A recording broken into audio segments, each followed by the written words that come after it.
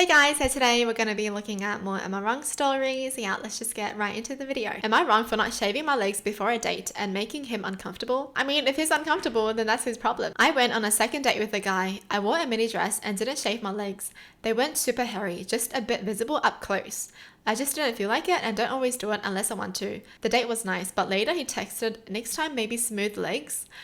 Oh, that's really rude. Excuse me? I felt kind of weird about that. My friend said I should have shaved because it's early dating, but I don't think I should change my body for someone I barely know. I agree. She's right about this.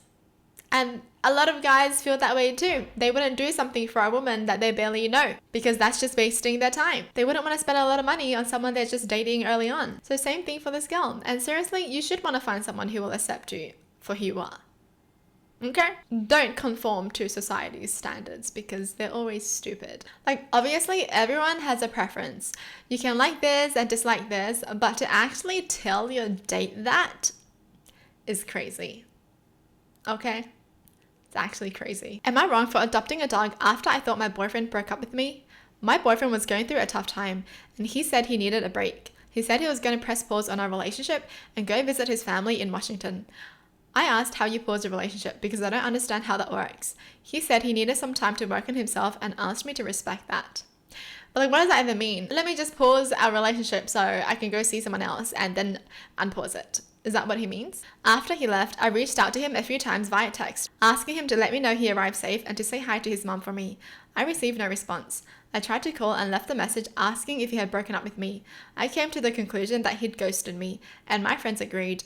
I was bummed, and my best friend recommended I find something like a new hobby or a new show to watch that wouldn't make me think of my boyfriend.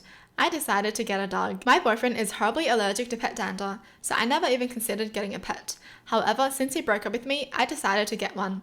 He's a senior dog from the shelter that needed rescuing. He's low energy and likes to lay with his head in my lap while I read, work, or watch TV. After 6 weeks away, my boyfriend texted me that he was back and coming over tomorrow, which was yesterday so we could talk.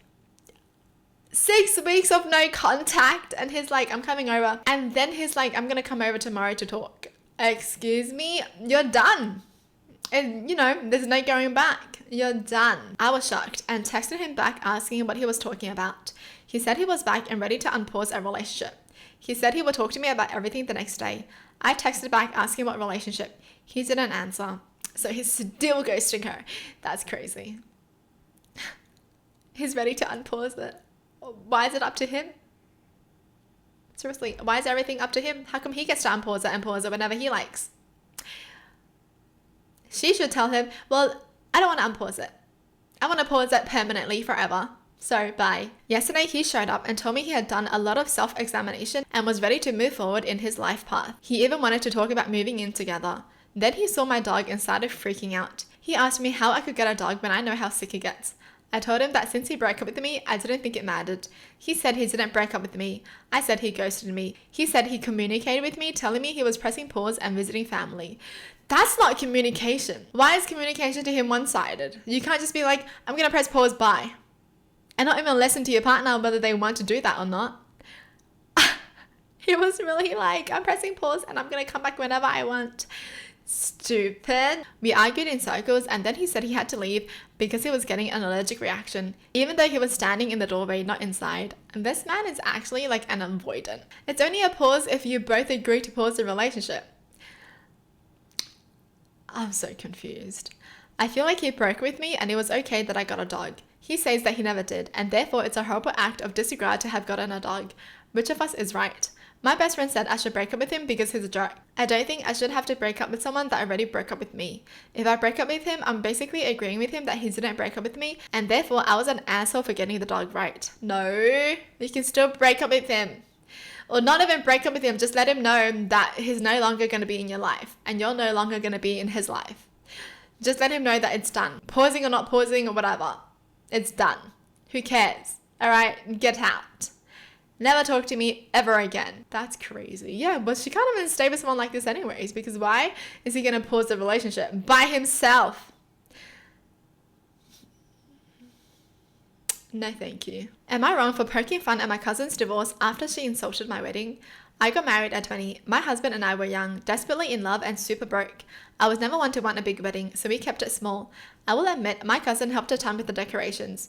I'm not one to be super into that stuff. I was fine with it just looking a little plain, but she wanted to make the day special for me and I appreciated it. I sang her praises the entire day, paid her for helping me after the fact, and literally made a speech the day of the wedding how grateful I was for her. I should also note she got married a few months before me in an extremely lavish, extremely expensive wedding. Her wedding day was actually perfect and everyone still talks about it.